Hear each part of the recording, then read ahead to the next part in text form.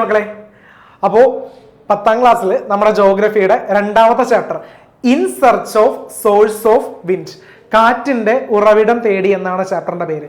ഒരുപാട് ക്വസ്റ്റ്യൻസ് നമ്മുടെ ഈ വരുന്ന പരീക്ഷയ്ക്ക് ഈ ചാപ്റ്ററിൽ നിന്ന് ചോദിക്കും. ഏറ്റവും പ്രധാനമായിട്ടും ഈ ചാപ്റ്ററിൽ നിന്ന് പഠിക്കേണ്ടത് കുറച്ച് ടൈപ്സ് ഓഫ് വിൻഡ്സ് ഉണ്ട്. അത് കുറച്ച് തരത്തിലുള്ള കാറ്റുകൾ, അത് ഈ ചാപ്റ്ററിന്റെ ലാസ്റ്റ് സെക്ഷനിലാണ് നമുക്ക് പഠിക്കാനുള്ളത്. ആദ്യം കാറ്റുകൾ എങ്ങനെ ഉണ്ടാകുന്നു, എന്തൊക്കെയാണ് ഇത് ഫോം ചെയ്യാനുള്ള കാരണങ്ങൾ, പിന്നെ കാറ്റിൻ്റെ വേഗത, ദിശ എന്നിവയെ സ്വാധീനിക്കുന്ന ഘടകങ്ങൾ ഏതൊക്കെയാണ്, ഏറ്റവും പ്രധാനമായിട്ടും ഗ്ലോബൽ പ്രഷർ ബെൽറ്റ്സ്, ആഗോള മർദ്ദ മേഖലകൾ, ഇതൊക്കെയാണ് ഈ ചാപ്റ്ററിൽ നിന്ന് ഇമ്പോർട്ടൻസ് കൊടുത്ത് പഠിക്കേണ്ട ഏരിയാസ്.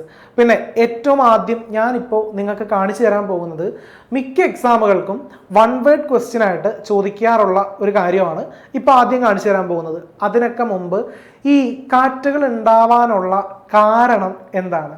നമ്മുടെ അറ്റ്മോസ്ഫറിക് പ്രഷർ അഥവാ അന്തരീക്ഷ മർദ്ദത്തിൽ ഉണ്ടാകുന്ന വ്യതിയാനങ്ങൾ, ഏറ്റക്കുറച്ചിലുകളാണ് കാറ്റുകൾ ഉണ്ടാവാനായിട്ടുള്ള കാരണങ്ങൾ. ജസ്റ്റ് ഒന്ന് അറിഞ്ഞിരിക്കുക. ഓക്കെ, ഇനി ഈ അറ്റ്മോസ്ഫറിക് പ്രഷർ എന്ന് കുറച്ച് നേരമായി പറയുന്നത്, ഇത് മെഷർ ചെയ്യാനായിട്ട് നമ്മളൊരു ഇൻസ്ട്രുമെൻ്റ് ഉപയോഗിക്കും. നമ്മൾ ഉപയോഗിക്കുന്ന ആ ഒരു ഇൻസ്ട്രുമെൻറ്റിൻ്റെ പേരാണ് മെർക്കുറി ബാരോമീറ്റർ അഥവാ രസ ബാരോമീറ്റർ. ഓക്കെ, അപ്പോൾ ഇതാണ് മെർക്കുറി ബാരോമീറ്ററിൻ്റെ ആ ഒരു ആൻസർ. എന്താണ് മെർക്കുറി ബാരോമീറ്റർ എന്ന് ചോദിച്ചു കഴിഞ്ഞിട്ടുണ്ടെങ്കിൽ, the instrument used to measure atmospheric pressure is known as mercury barometer. നമ്മുടെ അന്തരീക്ഷ മർദ്ദം അളക്കാൻ ഉപയോഗിക്കുന്ന ഉപകരണമാണ് രസ ബാരോമീറ്റർ അഥവാ മെർക്കുറി ബാരോമീറ്റർ എന്ന് പറയുന്നത് കേട്ടോ. ഇനി ഇതിൽ നമ്മുടെ അറ്റ്മോസ്ഫറിക് പ്രഷർ അളക്കുന്ന 2 യൂണിറ്റുകൾ ഉണ്ട്. ആ യൂണിറ്റുകൾ ഒന്ന് പഠിച്ചു വെച്ചേക്കണം. 2 യൂണിറ്റുകളാണ് മില്ലി ബാർ, ഹെക്ടോ പാസ്കൽ. ഏതൊക്കെയാണ്? Milli bar, hecto Pascal. ഈ 2 യൂണിറ്റുകളിലാണ് എന്ത് ചെയ്യുന്നത്, ഈ മെർക്കുറി ബാരോമീറ്ററിൽ അറ്റ്മോസ്ഫറിക് പ്രഷർ നമ്മൾ മെഷർ ചെയ്യുന്നത് അഥവാ അളക്കുന്നത്. ഇനി നമുക്ക് അടുത്ത ഒരു ക്വസ്റ്റ്യനിലോട്ട് പോകാം. ഇത് മറക്കരുതേ, നമ്മുടെ ഫസ്റ്റ് ടൈം എക്സാമിന് ഉറപ്പ് ചോദ്യമായിരിക്കുള്ളൂ.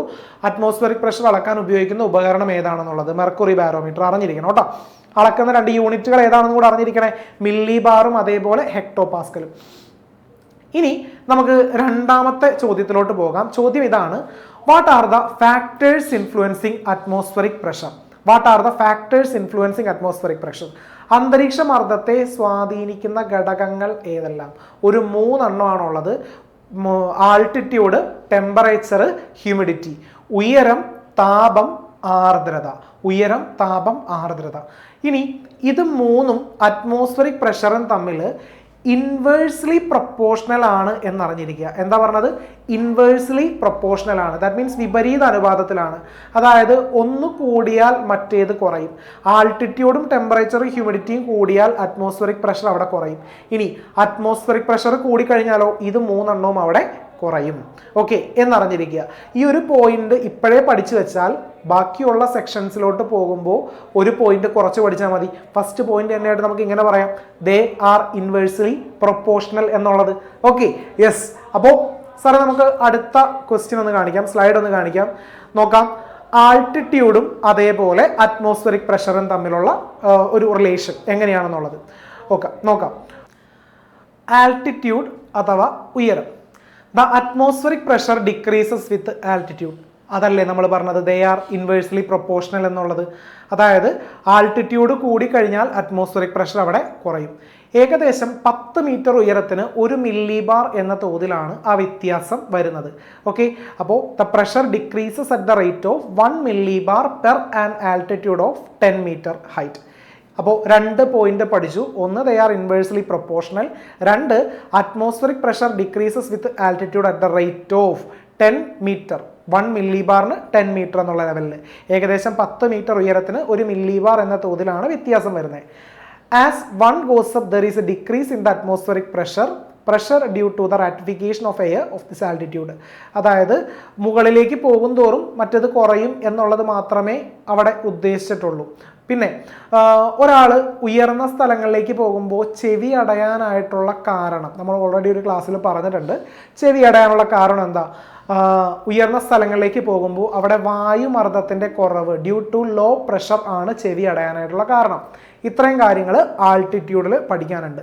പരീക്ഷയ്ക്ക് ചോദിക്കുന്ന ചോദ്യം എങ്ങനെ ആയിരിക്കുള്ളൂ, what are the factors influencing atmospheric pressure. അതിൽ ആൾട്ടിറ്റ്യൂഡ് ഇപ്പോൾ പഠിച്ചു കഴിഞ്ഞു. രണ്ടാമത്തെ നോക്കാം ടെമ്പറേച്ചർ. സർ, ഇതാണ് ടെമ്പറേച്ചർ. നോക്കി, അപ്പോൾ ഫസ്റ്റ് പോയിന്റ് ആയിട്ട് നിങ്ങൾ പറയേണ്ടത് ദേ ആർ ഇൻവേഴ്സ്ലി പ്രൊപ്പോർഷണൽ എന്നുള്ളത് തന്നെയാണ്. They are inversely proportional. ഇനി അതിൽ first point, the atmospheric decreases with the temperature or increase and vice versa. അതായത് ദേ ആർ ഇൻവേഴ്സ്ലി പ്രൊപ്പോർഷണൽ എന്നുള്ള ലെവലിൽ പറഞ്ഞാൽ മതി. രണ്ട്, the air also expands when it get heated. അതായത് ഏതൊരു വസ്തുവിനെയും പോലെ തന്നെ വായുവും എന്ത് ചെയ്യുന്നു? ചൂടേൽക്കുമ്പോൾ വികസിക്കുന്നു. ഇനി രണ്ടാമത്തത്, the expanded air is less dense leads to lower atmospheric pressure. അതായത് വികസിച്ച വായുവിന് ഭാരം കുറവായിരിക്കും. ഭാരം കുറഞ്ഞ വായു എന്ത് ചെയ്യും? മുകളിലേക്ക് ഉയർന്ന് പോകാനും കാരണമാകും. ആ സമയത്ത് അറ്റ്മോസ്ഫറിക് പ്രഷർ കുറയുന്നു. ഇനി മുകളിലെത്തിയ ശേഷം അത് എന്ത് സംഭവിക്കും? It spread to the sides and starts cooling. വശങ്ങളിലേക്ക് അത് നീങ്ങുന്നതിനോടൊപ്പം അത് തണുക്കുന്നു. വശങ്ങളിലേക്ക് നീങ്ങുന്നതിനോടൊപ്പം എന്ത് സംഭവിക്കുന്നു? അത് തണുക്കുന്നു. ഇനി പിന്നീട് എന്താ സംഭവിക്കുന്നത്? ഈ തണുത്ത വായുവിന് ഭാരം കൂടുതലായിരിക്കും. The called air is dense and it start descends. അതായത് വായുവിന് ഭാരം കൂടുമ്പോൾ സ്വാഭാവികമായിട്ടും അത് താഴത്തേക്ക് ഇറങ്ങി വരാനായിട്ട് തുടങ്ങും. താഴത്തേക്ക് വരുമ്പോൾ വീണ്ടും അറ്റ്മോസ്ഫറിക് പ്രഷർ എന്ത് ചെയ്യും? അവിടെ വ്യത്യാസം വരും. ഓക്കെ, മുകളിലേക്ക് പോകുമ്പോൾ അറ്റ്മോസ്ഫറിക് പ്രഷർ കുറയുന്നല്ലേ പറഞ്ഞേ. അപ്പോൾ താഴത്തേക്ക് ഇറങ്ങി വരുമ്പോൾ അറ്റ്മോസ്ഫറിക് പ്രഷർ എന്താ സംഭവിക്കും? പ്രഷർ അവിടെ കൂടും. ഓക്കെ, അപ്പോൾ ഇങ്ങനെയാണ് ടെമ്പറേച്ചർ ഇൻഫ്ലുവൻസ് ചെയ്യുന്നത്. ഓക്കെ സാറേ, അപ്പോൾ നമുക്ക് അടുത്തത് കാണിക്കാം, ഹ്യൂമിഡിറ്റി. ഹ്യൂമിഡിറ്റിയിൽ ഒന്നാമത്തെ പോയിന്റ് ആയിട്ട് നിങ്ങൾ ഇത്രയും പഠിക്കുക, they are inversely proportional, humidity and atmospheric pressure. അടുത്തതായിട്ട് എന്താണ് ഹ്യൂമിഡിറ്റി എന്ന് പറഞ്ഞേക്കുക. Humidity refers to the amount of water content present in the atmosphere. അന്തരീക്ഷത്തിൽ അടങ്ങിയിട്ടുള്ള നീരാവിയുടെ അളവിനെയാണ് എന്തെന്ന് പറയുന്നത്? ആർദ്രത എന്ന് പറയുന്നത്. ഓക്കെ, അത്രയും കണ്ടന്റ് അറിഞ്ഞിരിക്കുക. If the quantity of the water vapour is more in A unit volume of air then naturally the atmospheric pressure will be less. അതായത് അന്തരീക്ഷത്തിൽ അടങ്ങിയിരിക്കുന്ന ജലകണികകളുടെ അളവ് വായുവിനേക്കാൾ കൂടുതലാണെന്നുണ്ടെങ്കിൽ അവിടെ സ്വാഭാവികമായും അവിടെ എന്ത് കുറവായിരിക്കും? അന്തരീക്ഷ മർദ്ദം കുറവായിരിക്കും. ഇത്രയും കണ്ടന്റ് ആണ് അവിടെ പഠിക്കാനുള്ളത്. ഹ്യൂമിഡിറ്റിയിൽ ഇപ്പോൾ തൽക്കാലം ദേ ആർ ഇൻവേഴ്സ്ലി പ്രൊപ്പോർഷണൽ എന്ന് അറിഞ്ഞിരിക്കുക. രണ്ടാമതായിട്ട് എന്താണ് ഹ്യൂമിഡിറ്റി എന്ന് പറയാം? The amount of water content present in the atmosphere. അന്തരീക്ഷത്തിൽ അടങ്ങിയിരിക്കുന്ന ജലാംശത്തിൻ്റെ അളവാണ് ആർദ്രത എന്നുള്ളത് അറിഞ്ഞിരിക്കുക. ഇവ വിപരീത അനുപാതത്തിലാണെന്ന് അറിഞ്ഞിരിക്കുക. ഓക്കെ, അപ്പോൾ ഈ ഒരു ക്ലാസ്സിൽ നമ്മളിപ്പോൾ എന്തൊക്കെയാണ് പഠിച്ചത്? ഒന്ന്, അറ്റ്മോസ്ഫറിക് പ്രഷർ, അതിലുണ്ടാകുന്ന വേരിയേഷൻസ് ആണ് കാറ്റുകൾ ഉണ്ടാവാനുള്ള കാരണം നമ്മൾ പഠിച്ചു. രണ്ടാമതായിട്ട് അറ്റ്മോസ്ഫറിക് പ്രഷർ അളക്കാൻ ഉപയോഗിക്കുന്ന ഉപകരണമാണ് മെർക്കുറി ബാരോമീറ്റർ എന്ന് പഠിച്ചു. മൂന്നാമതായിട്ട് atmospheric pressure, what are the factors influencing atmospheric pressure. അതായത് അന്തരീക്ഷ മർദ്ദത്തെ സ്വാധീനിക്കുന്ന വിവിധങ്ങളായിട്ടുള്ള ഘടകങ്ങൾ ഏതെല്ലാം എന്ന് നമ്മൾ പഠിച്ചു. ഇത്രയും കണ്ടന്റ് ആണ് നമ്മൾ ഈ ഒരു ക്ലാസ്സിൽ പഠിച്ചേക്കുന്നത്. ഓക്കെ, അപ്പോൾ നമുക്ക് മറ്റ് കുറച്ച് ഇമ്പോർട്ടൻറ്റ് പാർട്സ് ആയിട്ട് ഈ ഒരു ചാപ്റ്ററിൽ തന്നെ ഭാഗങ്ങളായിട്ട് നമുക്ക് അടുത്തൊരു ക്ലാസ്സിൽ കാണാം. Okay, thank